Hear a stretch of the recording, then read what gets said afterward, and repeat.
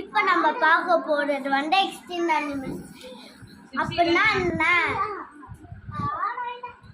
ரொம்ப வருஷத்துக்கு முன்னாடி வாழ்ந்த அனிமல்ஸ், செத்து போன அனிமல்ஸ் தான் எக்ஸ்டிங்க்ட் அனிமல்ஸ். உங்களுக்கு தெரியும் எக்ஸ்டிங்க்ட் அனிமல்ஸ் என்னன்னு? உங்களுக்கு தெரிஞ்சது டைனோசர். ஆனால் நான் பேச போட்டால் அது இல்லை, நான் பேசுறது வேற. டோடோ வந்து நல்ல பெரிய பறவை. அந்த காலத்துலலாம் மனுஷங்க அதை வேட்டையாடி சாப்பிடுவாங்க.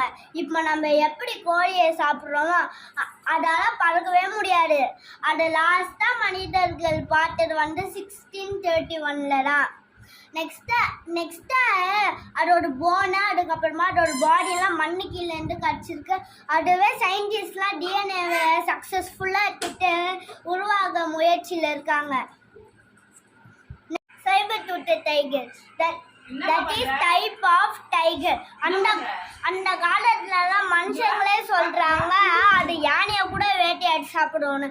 அதோட 2 முன்பல் மட்டும் 2 கிலோ இருக்குமா. அதோட வெயிட் வந்து 2000 kg. அது யானையே வேட்டையாடி சாப்பிடுவோன்னு எல்லாரும் சொல்கிறாங்க.